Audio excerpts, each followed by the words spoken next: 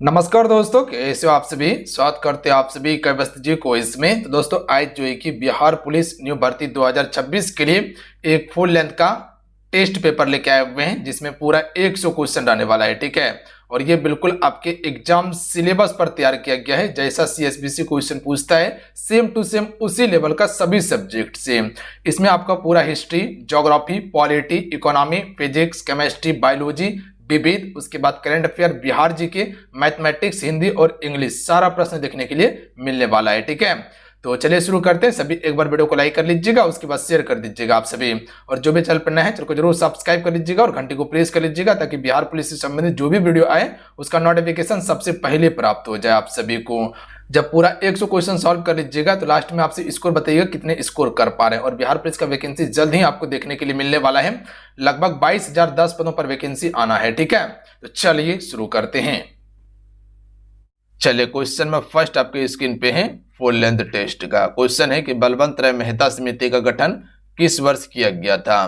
देखिए इसी प्रकार का प्रश्न पेपर में आता है। ठीक है, देखिए हर क्वेश्चन के लिए हम आपको 5 से 6 सेकंड का समय देंगे। इतने समय में आप अपना आंसर नीचे कमेंट बॉक्स में अन्यथा एक कॉपी में नोट कर सकते हैं। जब पूरा 1 से लेके 100 क्वेश्चन सॉल्व कर लीजिएगा तो ईमानदारी पूर्वक स्कोर बताइएगा कितने स्कोर किए हुए हैं। ठीक है, क्योंकि बिल्कुल आपके एग्जाम पैटर्न पर दिए हुए ये टेस्ट, और इस टेस्ट से आपको पता चल जाएगा कि आप सभी एग्जाम हॉल में कितना स्कोर कर पाइएगा। ठीक है, तो जैसे क्वेश्चन नंबर 1 अगर आपको ऑप्शन में डी लगता है, ठीक है, तो इस प्रकार से पूरा 100 क्वेश्चन आप सभी लिख लीजिएगा और उसका आंसर लगा लीजिएगा और लास्ट में आंसर मिला के स्कोर बता दीजिएगा आप सभी। ठीक है, तो इसका राइट आंसर क्या हो जाएगा, ऑप्शन नंबर डी। जो भी बच्चे टिक करें बिल्कुल करेक्ट आंसर है। देखिए बलवंत राय मेहता समिति ने त्रिस्तरीय पंचायत की बात किया था। पंचायती राज को संवैधानिक दर्जा कब मिला था, तो 1992 में। याद रखिएगा 73वां संविधान संशोधन 1992 में होता है, बट लागू 1993 में होता है 24 अप्रैल को। ठीक है, संविधान निर्माताओं ने कौन सा लक्षण अमेरिका के संविधान से ग्रहण किया है। तो देखिए अमेरिका के संविधान से बात किया जाए तो मौलिक अधिकार तो लिया गया है, ये सभी को पता है। पहला तो ऐसे ही आंसर हो गया। अब दूसरा बच्चा न्यायिक समीक्षा लिया गया है क्या, बिल्कुल लिया गया है। उसके बाद है सर्वोच्च न्यायालय के न्यायाधीश को पद से हटाने की विधि, तो ये भी लिया गया है। तो ऑप्शन में इसका डी जो भी टिक करे बिल्कुल करेक्ट आंसर है। आंसर को मैच कर लीजिएगा। ठीक है, चलिए क्वेश्चन नंबर 3 देखिएगा आपसे। प्लासी की लड़ाई 1757 में अंग्रेजी सेना का नेतृत्व किसने किया था। मान लीजिए ये प्रश्न आपके पेपर में आ गया, तब आंसर कर लीजिएगा कि आप सभी जो भी बच्चे 14 तारीख या 17 तारीख को पेपर देने वाले हैं, ठीक है, तो एग्जाम देने से पहले इस टेस्ट पेपर को जरूर लगा के जाइएगा। काफी ज्यादा आपको हेल्प करेगा, ध्यान रखिएगा आप सभी, क्योंकि उसी प्रकार से तैयार किया गया है जिस प्रकार से आपके पेपर में क्वेश्चन पूछने का ट्रेंड है अभी। राइट आंसर क्या हो जाएगा, ऑप्शन नंबर ए होगा। याद रखिएगा रॉबर्ट क्लाइव प्लासी की लड़ाई में अंग्रेजी सेना का नेतृत्व किया था। अच्छा, बक्सर का युद्ध कब होता है, 1764 में होता है। ये चीज को ध्यान रखिएगा आप सभी। चलिए क्वेश्चन नंबर 4 है कि मुलेन राष्ट्रीय उद्यान किस राज्य में स्थित है। यह प्रश्न को याद कर सकते हैं आप सभी क्योंकि इंपॉर्टेंट है। तो देखिए मुलेन राष्ट्रीय उद्यान जो है ये आपका कहां पे है, तो ये आपका मिजोरम में है। याद रखिएगा जो भी बच्चे ऑप्शन में ए टिक करें ना बिल्कुल करेक्ट आंसर है। अगर गलती हो रहा है तो कहीं कोई दिक्कत नहीं है, याद कर जाइए आप सभी।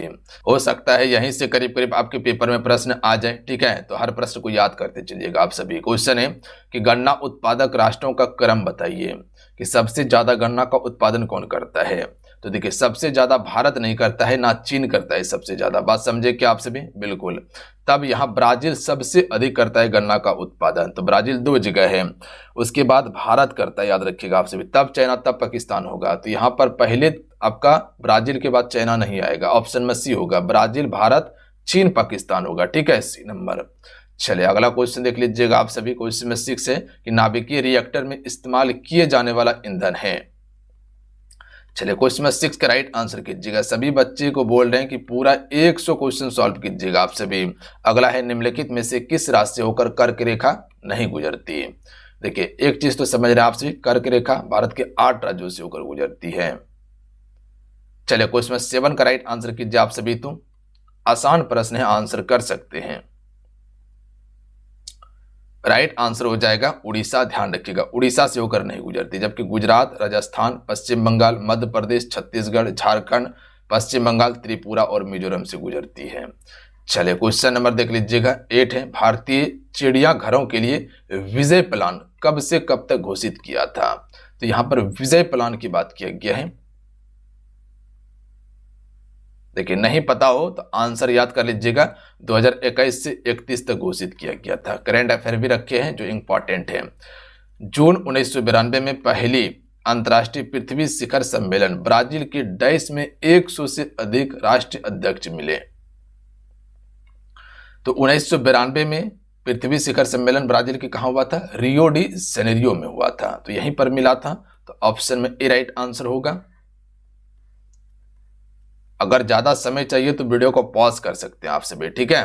अंतर्राष्ट्रीय मुद्रा कोष IMF का मुख्यालय कहां पर है। देखिए जितना भी अगर पैसा से संबंधित अगर कोई भी कार्य हो जाए ना, ठीक है, तो वो आपका वॉशिंगटन DC में है, चाहे वो आपका वर्ल्ड बैंक हो या आपका IMF का मुख्यालय हो। ये आपका कहां पे है, वॉशिंगटन DC अमेरिका में है, याद रखिएगा आप सभी। चलिए क्वेश्चन नंबर 11 पर आ चुके हैं, आंसर कीजिए आप सभी।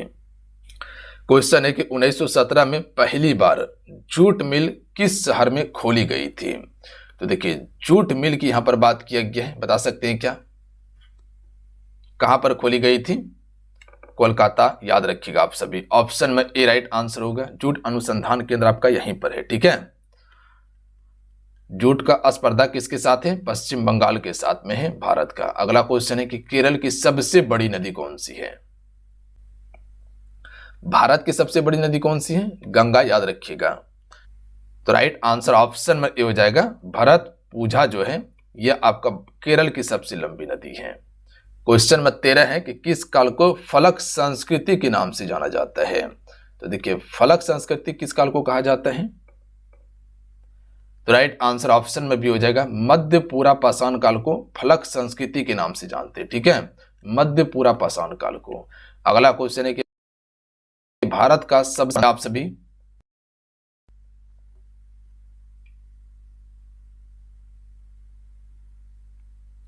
राइट आंसर ऑप्शन में हो जाएगा अंडमान निकोबार राष्ट्रीय उद्यान, ये सबसे छोटा है। तो जो भी ऑप्शन में ए टिक करें बिल्कुल राइट आंसर है, मैच कर लीजिएगा आप सभी, ठीक है। देखिए ज्यादा फैक्ट हम नहीं बता रहे हैं क्योंकि टेस्ट पेपर है तो पूरा टेस्ट ही दीजिए, ठीक है। अकबर ने अनुवाद विभाग की स्थापना किसके अधीन की थी। तो अकबर ने अनुवाद विभाग की स्थापना जो है ये आपका किसके अधीन की थी, राइट आंसर होगा फैजी के अधीन, ठीक है। फैजी इसका राइट आंसर होगा।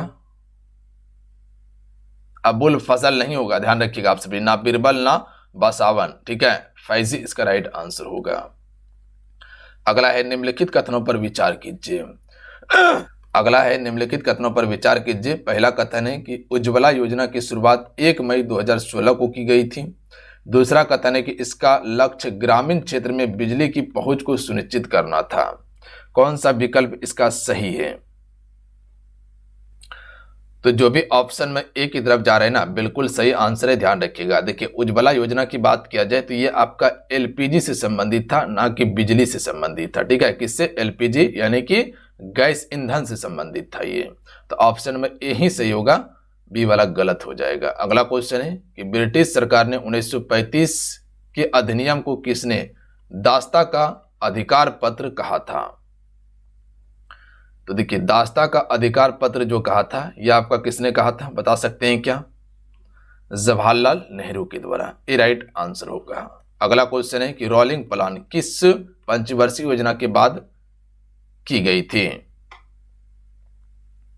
रोलिंग प्लान आपको पता है जब सरकार बदल जाता है उसके बाद रोलिंग प्लान लाया जाता है ना, और 5वीं पंचवर्षीय योजना का ही समय था, ध्यान रखिएगा आप सभी। Option number B right answer होगा। कब था 5वीं पंचवर्षीय योजना, 1974 से लेके 78 तक ही चला था, उसके बाद 2 साल आपका रोलिंग प्लान चलता है, ठीक है। तो ये योजना मात्र 4 साल ही चला, उसके बाद ये योजना को खत्म कर दिया और रोलिंग प्लान यहां से शुरू किया गया था। तो बी राइट आंसर होगा। अगला क्वेश्चन है कि संविधान के किस अनुच्छेद में यह उल्लेख है कि व्यक्ति को एक ही अपराध के लिए एक बार से अधिक दंडित नहीं किया जा सकता। यानी कि एक अपराध किए हुए हैं तो एक ही बार दंडित आपको किया जाएगा, ठीक है।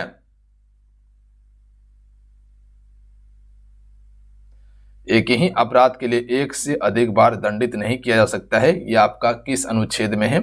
तो अनुच्छेद 20(2) में है, ध्यान रखिएगा आप सभी। ठीक है, ऑप्शन में बी इसका करेक्ट आंसर होगा।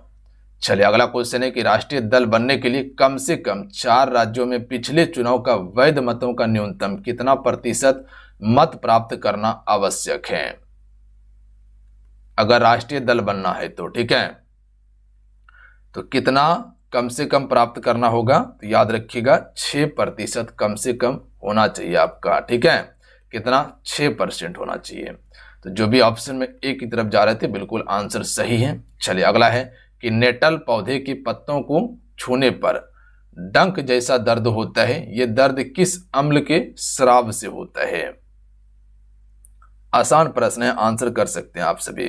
तो नेटल पौधे के पत्ते को छूने से डंक जैसा दर्द होता है, इसमें मेथनोइक अम्ल पाया जाता है, ध्यान रखिएगा आप सभी। ऑप्शन नंबर क्या हो जाएगा? बी। चलिए क्वेश्चन नंबर आप सभी 22 पर गौर कीजिएगा। संघ क्षारण के संदर्भ में निम्नलिखित कथनों पर विचार कीजिए। पहला कथन है कि कुछ दिन वायु में खुला छोड़ देने पर सिल्वर पर पड़ने वाली काली परत सिल्वर सल्फाइड के बनने के कारण होती है, पहला था। दूसरा कथन है कि वायु में खुला रखने पर कॉपर पर चढ़ने वाली हरी परत कॉपर कार्बोनेट के बनने के कारण होती है। बताइए इनमें से कौन सा कथन सही है? और ऐसा ही प्रश्न आता है अभी के समय में पेपर में, बात समझे। अगर इसमें हम बोले ना कि अगर आप 60 क्वेश्चन अगर आप लगा ले रहे हैं ना, तो समझ लीजिए आपका लेवल बिल्कुल सही है। ठीक है, रिजल्ट आपका कोई रोक नहीं सकता है।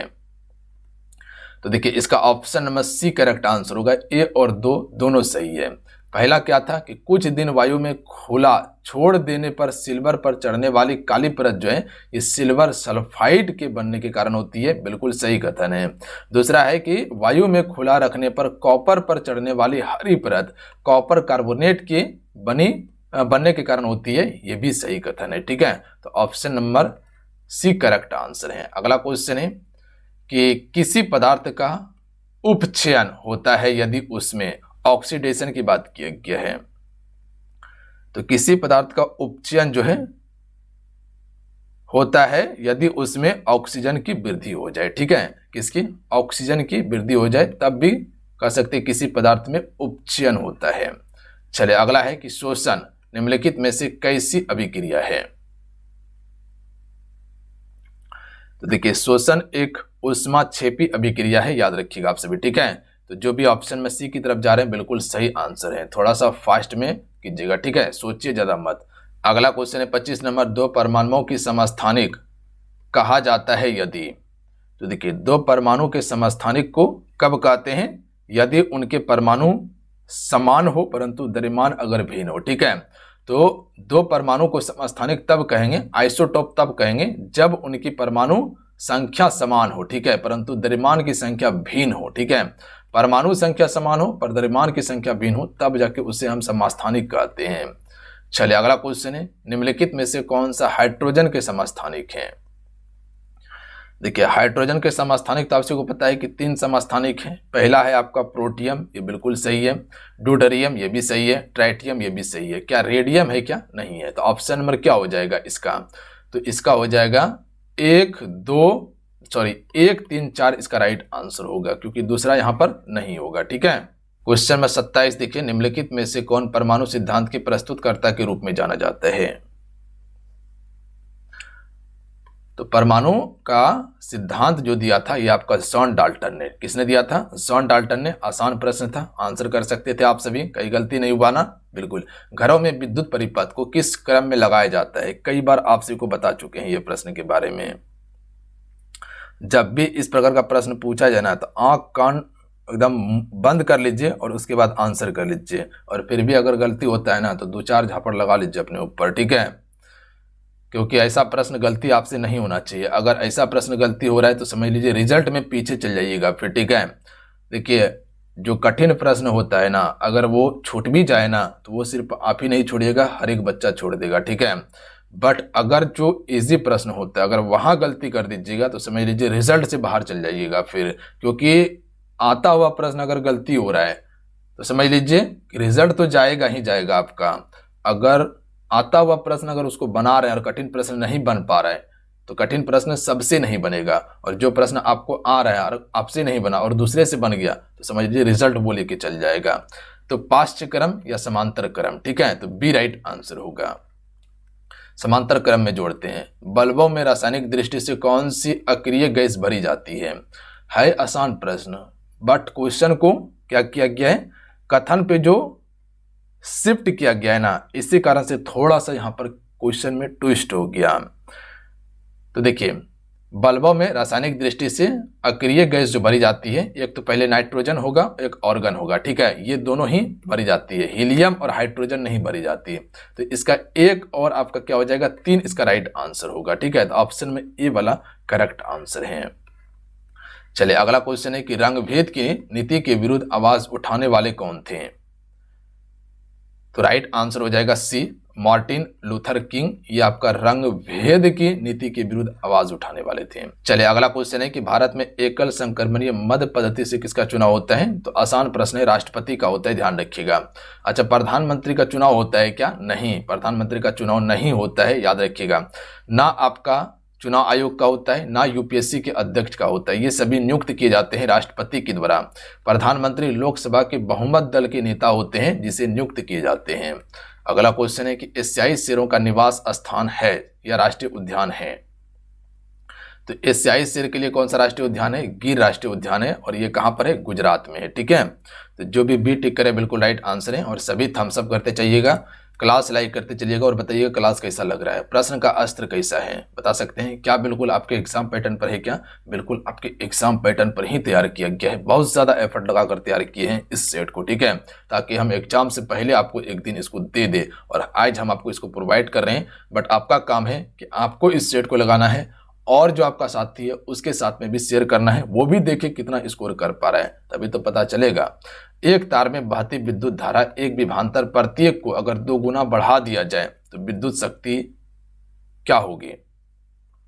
तो एक तार में बहती विद्युत धारा एवं विभवांतर प्रत्येक को अगर 2 गुना बढ़ाया जाए तब जो है कि विद्युत शक्ति क्या हो जाएगी? तो याद रखिएगा 4 गुना बढ़ जाएगी, ध्यान रखिएगा आप सभी। यहाँ पर 2 गुना बढ़ाया है तो ये आपका 4 गुना बढ़ जाएगी, याद रखेंगे आप सभी। चलिए अगला है कि प्रकाश यदि किसी प्रिज्म से होकर गुजरता है तो कौन सा रंग सबसे अधिक विक्षेपित यानी कि मुड़ता है? तो देखिए, अगर प्रिज्म से होकर गुजरेगा तो सबसे ज्यादा जो आपका विक्षेपित जो होगा वो आपका बैगनी रंग होगा, ध्यान रखिएगा। बैगनी रंग का विक्षेपण अधिक है, जबकि लाल रंग का तरंगदैर्घ्य अधिक होता है, ठीक है। इसलिए लाल रंग का उपयोग हम सिर्फ खतरों में करते हैं, दूर से भी दिखाई देता है लाल रंग। हमारे शरीर का तापमान एवं खाने पीने की क्रियाओं का नियंत्रण मस्तिष्क के किस भाग से होता है? चलिए क्वेश्चन नंबर आप सभी ध्यान दीजिएगा, आपका 35 नंबर है ना, 35 नंबर पर है हम सभी। हाइपोथैलेमस इसका बिल्कुल राइट आंसर होगा। कर्ण का कौन सा भाग ध्वनि की पिच का निर्धारण करता है? कोकिलिया, याद रखिएगा, कोकिलिया ही यह आपका पिच का निर्धारण करता है। चलिए क्वेश्चन नंबर 37 देखिए, ये भी क्वेश्चन बढ़िया क्वेश्चन है, आंसर कीजिएगा। मानव शरीर में पाए जाने वाला तत्वों का कौन सा अवरोही क्रम है? तो देखिए, मानव शरीर में जो पाया जाता है उसको आपको बताना है अवरोही क्रम में। क्या सबसे ज्यादा कार्बन पाया जाता है क्या? नहीं, गलत बात, कार्बन तो खत्म हो जाएगा। अब बचा ऑक्सीजन 2 है, तो ऑक्सीजन ही पाया जाएगा पहले, ठीक है। तो ऑक्सीजन के बाद सबसे अधिक क्या पाया जाता है, ये चीज को समझना होगा। ऑक्सीजन के बाद कार्बन पाया जाएगा, उसके बाद फिर नाइट्रोजन, तब कैल्शियम होगा। तो कैल्शियम पहले नहीं होगा, कैल्शियम लास्ट में होगा, ठीक है। तो ऑप्शन में बी वाला करेक्ट आंसर है। इस प्रकार से क्वेश्चन को छांटने के लिए सीख जाइए आप सभी। पेन उठाइए, क्वेश्चन देखिए, ये ऑप्शन नहीं होगा, फटाक से इसको पेन चला दीजिए, काट के हटका दीजिए, सामने में ना रहेगा ना कंफ्यूजन आपको करेगा, ठीक है। क्योंकि पढ़ने के बाद 2 ही ऑप्शन कंफ्यूजन करता है, या तो ऑप्शन ए होगा या तो ऑप्शन बी होगा। यहाँ भी कंफ्यूजन किया ना, ये दोनों तो एक बार में कट के निकल गया, ये दोनों में कंफ्यूजन। अब इसमें 50-50% चांस बन जाता है कि क्या होने वाला है। थोड़ा सा और अगर स्टडी किए रहेंगे तो आराम से आंसर निकाल लीजिएगा। ऑक्सीजन, कार्बन, नाइट्रोजन और कैल्शियम होगा, ठीक है। अगला क्वेश्चन है कि संपूर्ण जैव मंडल में सर्वाधिक मात्रा में कौन सी प्रोटीन पाया जाता है? रूबिस्को इसका बिल्कुल राइट आंसर होगा, ध्यान रखिएगा आप सभी, रूबिस्को। अगला है कि झिल्ली रहित अंग राइबोसोम मिलते हैं। तो देखिए, झिल्ली रहित अंग राइबोसोम जो है ये आपका किस में मिलते हैं? तो दोनों कोशिकाओं में, यानी कि यूकैरियोटिक कोशिका और ये आपका प्रोकैरियोटिक कोशिका, तो ये दोनों कोशिका में मिलते हैं। राइबोसोम का कार्य क्या है? प्रोटीन का संश्लेषण करना होता है। अगला है ऋग्वेद में जैन धर्म के किन 2 तीर्थंकरों का नाम मिलते हैं? ऋग्वेद सबसे प्राचीन वेद है, याद रखिएगा आप सभी। तो ये आपका ऋषभदेव और अरिष्टनेमी का जो है कि उल्लेख मिलता है आपका ऋग्वेद में, याद रखिएगा, जैन धर्म का। चलिए अगला क्वेश्चन देखिए, 41 नंबर है कि निम्न कथनों पर विचार कीजिए। पहला कथन है कि उत्तर प्रदेश की सीमा 7 राज्यों से लगी है क्या? दूसरा है भारत के 9 राज्य समुद्र तट रेखा से सटे हैं क्या? देखिए ये वाला कथन तो बिल्कुल सही है, सभी बच्चे इसका आंसर कर लिए होंगे, बट पहला वाला कन्फ्यूजन कर दिया, ठीक है। तो ये आपका गलत है, 7 राज्यों से नहीं, 8 राज्य और 1 केंद्र शासित प्रदेश से हैं, दिल्ली से सटा है, ठीक है। तो इसका right answer option number A होगा, सिर्फ 2। अगला है कथनों पर विचार कीजिए। मगरमच्छ संरक्षण परियोजना 1974 में शुरू की गई। दूसरा है गेंडा परियोजना 1987 में शुरू की गई। चलिए बताइएगा क्वेश्चन में 42 का राइट आंसर क्या होगा, कौन सा कथन इसका सही है? तो देखिए इसका दोनों कथन सही है, याद रखिएगा आप सभी, ठीक है। मगरमच्छ संरक्षण परियोजना 1974 में शुरू किया गया और गेंडा परियोजना 1987 में। अगला क्वेश्चन देखिए कि भारत के पूर्वोत्तर के राज्य में से किसकी सीमा बांग्लादेश से नहीं लगती है? तो देखिए बांग्लादेश से नहीं लगती है, तो ना नागालैंड, ना मणिपुर, ना अरुणाचल प्रदेश, ना सिक्किम की लगती है। तो इसका राइट आंसर ऑप्शन में डी हो जाएगा, ये सभी हो जाएगा, ध्यान रखिएगा, किसी की नहीं लगती है। अगला है कि वास्तविक सूर्यास्त तथा आभासी सूर्यास्त के बीच लगभग कितने समय का अंतर आपको देखने के लिए मिलता है? तो वास्तविक सूर्यास्त और आभासी सूर्यास्त 2 मिनट का अंतर मिलता है, याद रखिएगा आप सभी, ठीक है, कितना? 2 मिनट का। अगला है कि किसी छोटे दर्पण की सहायता से ऊंचे भवन या पेड़ की संपूर्ण लंबाई प्रतिबिंब देखा जा सकता है।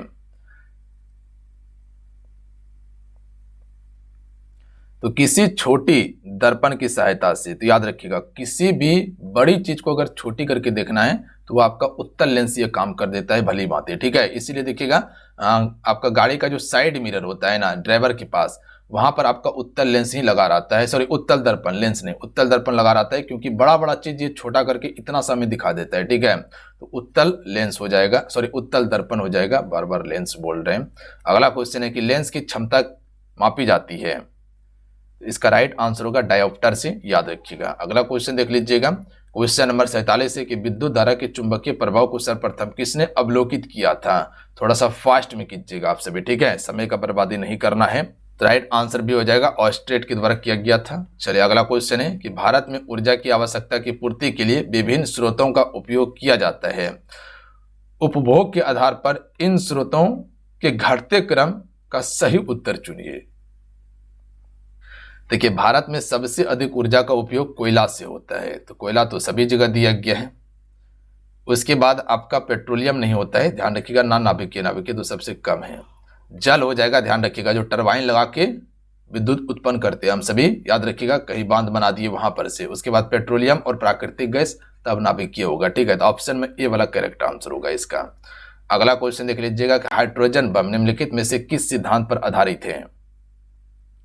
राइट आंसर क्या हो जाएगा? हाइड्रोजन बम यह आपका अनियंत्रित संलयन अभिक्रिया, याद रखिएगा आप सभी, यानी कि नाभिकीय संलयन पर आधारित है आपका हाइड्रोजन बम, जबकि परमाणु बम नाभिकीय विखंडन पर होता है। अगला क्वेश्चन है कि किस व्यक्ति को परमाणु की संरचना पर अपने योगदान के लिए नोबेल पुरस्कार मिला था? तो ये परमाणु की संरचना के लिए नोबेल पुरस्कार दिया गया था, तो ये किसे मिला था? नील्स बोर को दिया गया था, ध्यान रखिएगा आप सभी, किसको दिया गया था? नील्स बोर को। ऑप्शन में ए करेक्ट आंसर है। चलिए अगला क्वेश्चन देखिए, 50 नंबर हो गया। 51, जर्मनी में प्रयोग की जाने वाली मुद्रा कौन सी है? तो देखिए अभी तो आपका यूरो, करीब करीब यूरोप देश में यूरो ही मुद्रा प्रयोग हो रहा है अभी। अगला क्वेश्चन है कि निर्वाचन आयोग, सर्वोच्च न्यायालय, संघ लोक सेवा आयोग, नियंत्रक एवं महालेखा परीक्षक के कार्यालय जैसी संस्थाओं में कौन सा एक लक्षण समान है? तो यहाँ निर्वाचन आयोग की बात हुआ है, सर्वोच्च न्यायालय, संघ लोक सेवा आयोग, नियंत्रक एवं महालेखा परीक्षक की यहाँ पर बात किया गया है। तो इसमें क्या समान है? तो ये सभी एक संवैधानिक संस्था है, याद रखिएगा आप सभी। तो ऑप्शन नंबर डी वाला राइट आंसर होगा, और सभी का उल्लेख अनुच्छेद में किया गया है। अगला क्वेश्चन है कि भारत तथा चीन के बीच कौन सी सीमा रेखा है? क्या समय लगेगा? क्या नहीं, मैकमोहन रेखा। अगला है निर्वाचन आयोग का चेयरमैन कौन होता है? तो ये भी आसान प्रश्न है, मुख्य निर्वाचन आयुक्त तो होता है। अगला क्वेश्चन देख लीजिएगा, कौन सा अधिकार सर्वोच्च न्यायालय को प्राप्त है? तो राइट आंसर होगा बी, न्यायिक पुनरीक्षण करना, यह आपका सर्वोच्च न्यायालय का अधिकार है। अगला क्वेश्चन है, यदि माइटोकॉन्ड्रिया काम करना बंद कर दे तो कोशिका में कौन सा कार्य नहीं हो पाएगा? क्या भोजन का अवकरण नहीं हो पाएगा, या भोजन का ऑक्सीकरण नहीं हो पाएगा, या भोजन का पाचन, या भोजन का अपशोषण? तो याद रखिएगा भोजन का ऑक्सीकरण नहीं हो पाएगा, बी राइट आंसर होगा। माइटोकॉन्ड्रिया को पावर हाउस कहा जाता है। अगला है, विश्व का दूसरा सबसे बड़ा महाद्वीप कौन सा है? तो पहला तो एशिया है, तो दूसरा कौन सा हो जाएगा? अफ्रीका महाद्वीप, जिसे काला महाद्वीप भी कहा जाता है। अगला क्वेश्चन देख लीजिएगा कि निम्न मिश्र धातुओं में से किसमें तांबे की मात्रा अधिक है? तो देखिए तांबे का मात्रा अधिक होता है कांसा में, याद रखिएगा आप सभी। ऑप्शन में ए राइट आंसर होगा। अगला क्वेश्चन है कि संपूर्ण भारत के कितने प्रतिशत भूभाग में मैदान का विस्तार है? देखिए मैदान का विस्तार लगभग 43% भूभाग पे है। आसान प्रश्न है। चलिए आपसे बताइएगा पर्वत कितने प्रतिशत पर हैं? बता सकते हैं नीचे क्या? पर्वत कितने प्रतिशत भाग पर हैं? अगला क्वेश्चन देख लीजिएगा कि निम्नलिखित कथनों पर विचार कीजिए आप सभी।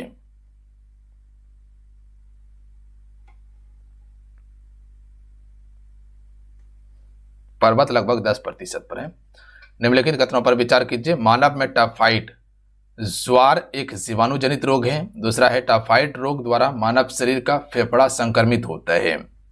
कौन सा कथन सही होगा इसका? कथन 1, कथन 2, कथन 1, 2 दोनों, या इनमें से कोई नहीं होगा, या ना तो 1 ना तो 2 होगा 60 नंबर का। देखिए इसका कथन सिर्फ एक सही है कि मानव में टाइफाइड ज्वर एक जीवाणु जनित रोग है। ध्यान रखिएगा आप सभी, इससे फेफड़ा संक्रमित होता है, ये गलत है। ठीक है, तो ऑप्शन में ए ही सही आंसर है इसका। अगला है, एड्स की बीमारी का पता लगाने के लिए कौन सा परीक्षण यानी कि टेस्ट किया जाता है? तो आसान प्रश्न है, एलिसा परीक्षण किया जाता है। ठीक है, एलिसा। अगला क्वेश्चन है कि निम्नलिखित में से मानव शरीर के किस अंग में निषेचन की क्रिया होती है? तो यह आपका अंडवाहिनी में होती है, ओविडक्ट में। ध्यान रखेंगे आप सभी, अंडवाहिनी में। अगला क्वेश्चन है, क्वेश्चन में 63 है कि हाल ही में जनवरी 2026 में किस देश ने अपनी आधिकारिक मुद्रा को बदलकर पूरी तरह से डिजिटल करेंसी में स्थानांतरित करने की घोषणा की है? तो यह आपका किस देश के द्वारा किया गया है? अल सल्वाडोर के द्वारा। याद रखिएगा, बी राइट आंसर होगा, सल्वाडोर ने किया है। अगला क्वेश्चन है कि वर्ष 2025 का प्रतिष्ठित बुकर पुरस्कार किसने प्रदान किया? समंथा हार्वे को किया गया है। याद रखिएगा, ए राइट आंसर होगा। अगला क्वेश्चन है कि मार्च 2026 में आयोजन विश्व आर्थिक मंच की वार्षिक बैठक की थीम क्या रखी गई थी? WEF का थीम जो था ये क्या था? राइट आंसर ऑप्शन में डी हो जाएगा, sustainable growth and resilient supply chain होगा। ध्यान रखिएगा आप सभी, ऑप्शन में डी। चलिए अगला क्वेश्चन है कि भारत के किस राज्य ने जनवरी 2026 तक पहली पूर्णतः AI संचालित प्रशासनिक व्यवस्था को लागू किया है? AI की यहां पर बात किया गया है, तो ये आपका किस राज्य ने किया है? तेलंगाना राज्य ने। ध्यान रखिएगा आप सभी। चलिए अगला क्वेश्चन है कि हाल ही में फरवरी 2026 में इसरो द्वारा लॉन्च की गई गगनयान 2 मिशन में पहली बार किस महिला रोबोट को अंतरिक्ष में भेजा गया है? व्योमित्रा को भेजा गया है। ध्यान रखिएगा आप सभी। ठीक है, बी राइट आंसर होगा। इंपॉर्टेंट प्रश्न है, याद रखिएगा। वर्ष 2026 में होने वाली G20 शिखर सम्मेलन की मेजबानी ने कौन सा देश रहा है? 2026 में होने वाली G20 शिखर सम्मेलन की मेजबानी कौन सा देश कर रहा है? ठीक है, कौन सा देश कर रहा है? यह आपका संयुक्त राज्य अमेरिका USA कर रहा है। ठीक है, चलिए अगला है, अक्टूबर 2025 में जारी वैश्विक भूख सूचकांक में भारत का स्थान प्राप्त है? तो ये 105वें स्थान पर है। चलिए क्वेश्चन नंबर आपसे देखिएगा 70 है कि भारतीय रिजर्व बैंक RBI द्वारा डिजिटल भुगतान को बढ़ावा देने के लिए मार्च 2026 में नया ऑफलाइन UPI फीचर लॉन्च किया है। इसका नाम क्या है?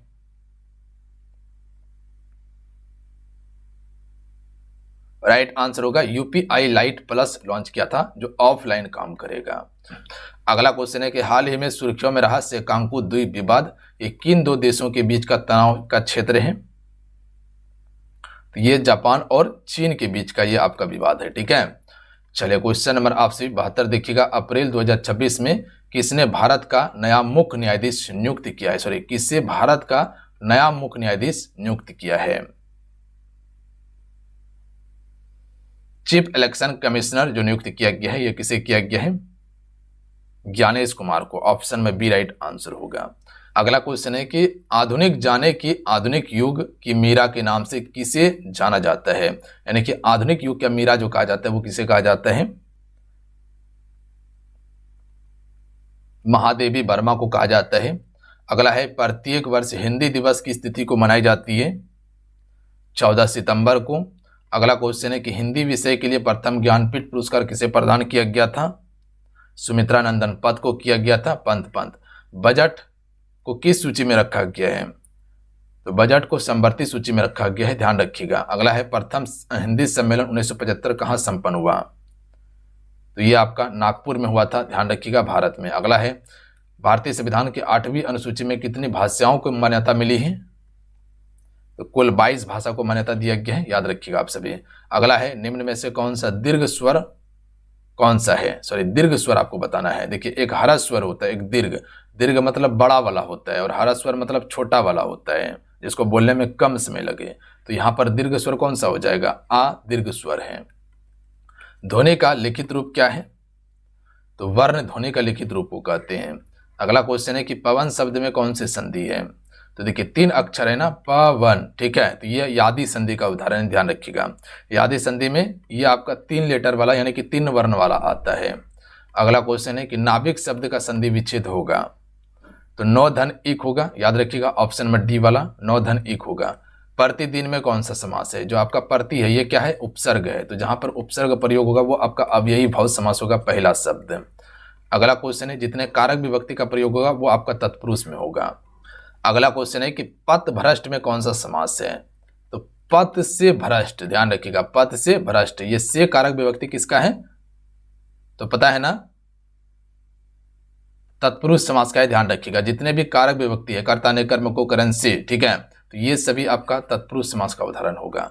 अगला क्वेश्चन देख लीजिएगा, मैथमेटिक्स का है। अब आप इसको बनाते चलिएगा, क्योंकि ये सभी ना इंग्लिश ना मैथ, पूरा आंसर हम इसका बताते हैं। वीडियो को पॉज कीजिए, पूरा बनाइएगा आप सभी, और लास्ट में स्कोर बताइएगा। डी इसका राइट आंसर है, ठीक है, बोलिएगा तो सॉल्यूशन हम आपको दे देंगे। पूरा आंसर आपसे देख लीजिएगा, पूरा ये आपका वीडियो को पॉज करके आपसे वीडियो बनाइएगा, ठीक है।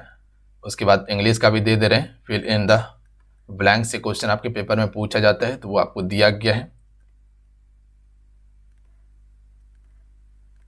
सबका आंसर हम अवेलेबल करवा दिए हैं, ठीक है, तो ये सभी आपसे भी देख लीजिएगा। जहां तक चीज़ें हैं, जो मेरा सब्जेक्ट था वो प्रॉपर हम आपको कंप्लीट करवा दिए हैं। इस प्रकार से आपको पूरा 100 क्वेश्चन का सेट दिए हैं, ठीक है। देखिए पूरा 100 क्वेश्चन लास्ट है, और लास्ट तक पूरा बना के उसके बाद स्कोर हमको ज़रूर बता के जाइएगा। आप सभी इतना काम ज़रूर कर लीजिएगा, आप सभी ईमानदारी पूर्वक स्कोर बताइएगा कितने स्कोर किए हैं। देखिए क्वेश्चन का लेवल उसी प्रकार से रखें जिस प्रकार से क्वेश्चन आपके पेपर में पूछा जा सकता है, ध्यान रखिएगा।